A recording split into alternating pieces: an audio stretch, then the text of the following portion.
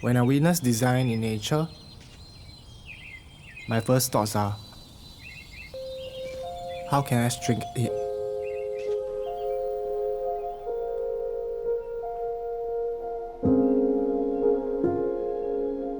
I appreciate simplicity in design.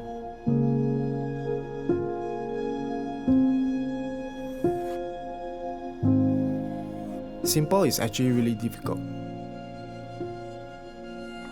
because I have so much to say. When I was young, my father brought me to an aquascape shop.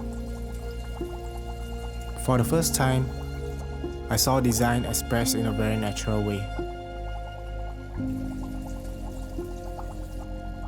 Aquascaping is resource hungry, and I wanted something self-sufficient.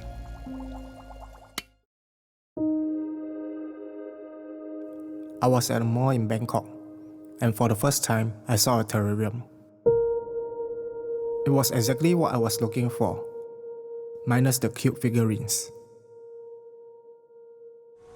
When I got back, I started hunting for materials around the island.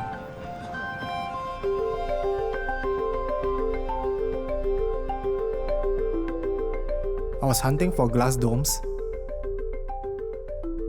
looking for dried wood. And I was looking for ideas in nature.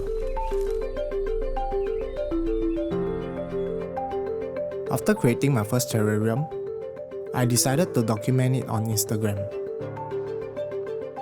The plan was to create memories. Then, followers started asking me to help them design terrariums. My designs are simple, and I try my very best to be authentic to nature. For this project, I will design a terrarium for a coffee table in a living room, using only plants that are suited to our local climate. These are the basic materials you will need to create your terrarium.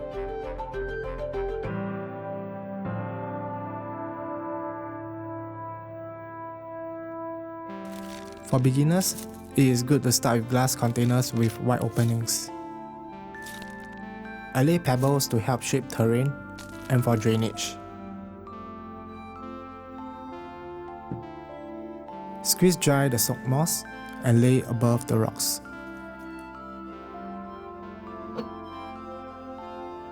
Then, gently scoop soil on top of the damp moss. Next, add features like rocks or dried wood on top of the soil.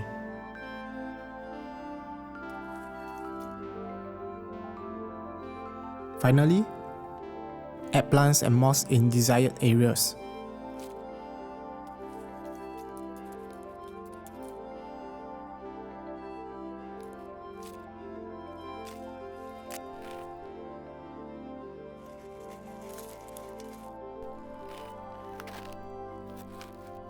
Then, mist the terrarium and you are done.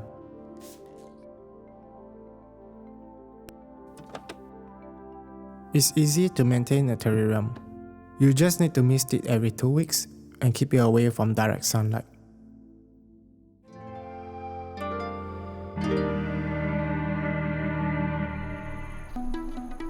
Harvesting and being able to share it brings me the greatest joy.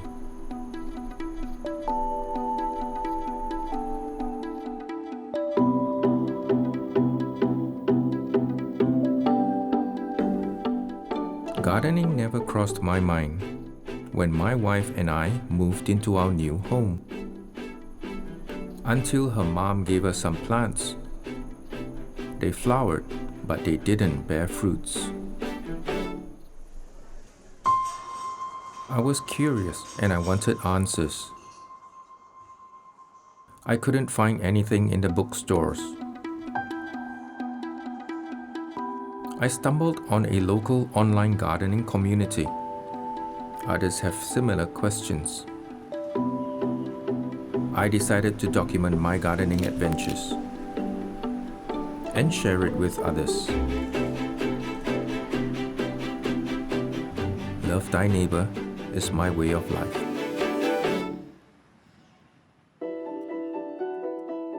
For this project, we will be growing pea sprouts and red cabbage. Microgreens are a healthy complement to many local dishes. These are the basic materials you will need.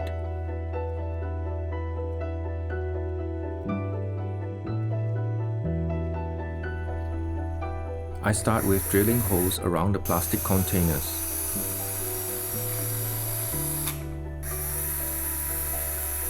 I use 2 different plastic containers, one shallower, then the other. Check that the shallower container sits above the deeper container. Carefully fill the shallower container with soil. Pat it down till flat. Lay the container with soil above the deeper container before spraying till moist.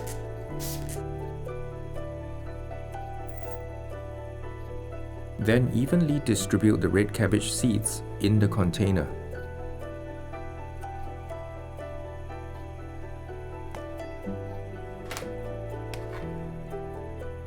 For pea sprouts, I pre-soak them before sowing.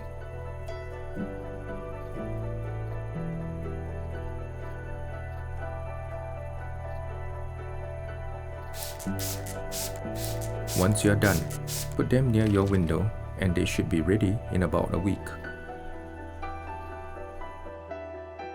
Here's a tip.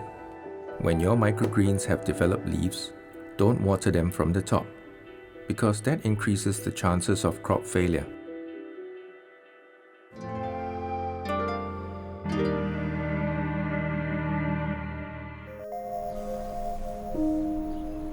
Great design serves a purpose.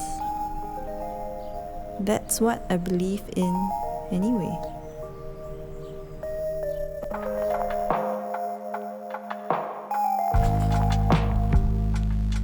The trick is to identify that purpose correctly.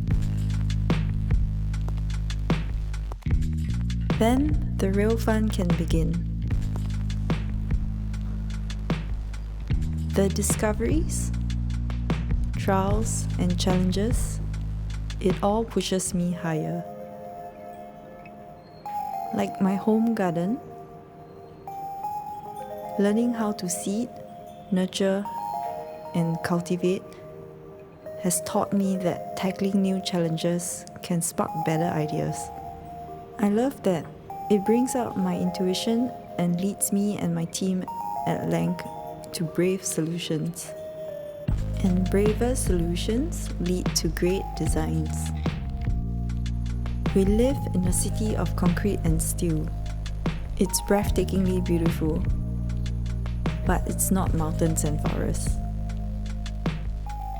So how do we bring a little more nature into our limited spaces?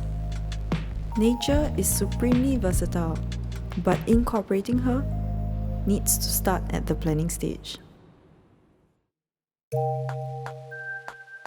I want to introduce function and experience to a small space like a balcony. I aim to create an element of fun, playing around with proportions and statement pieces like the gorilla light. To me, it's a sanctuary, one where I get the chance to disconnect and recharge. My plant selection is driven by how much sunlight there is available within the space. The character of each individual plant types and their needs are all different. One tip that I have is to group them according to their family types. Outdoor furniture needs to be functional, but outdoor spaces don't have to be boring. For the balcony, I lean towards curves and fluid forms so that it can be in harmony with the gardenscape. Have an assortment of vessels in different colors, shapes, and textures. Work with different characteristics. Have fun and pick a statement piece that you will be happy to come home to.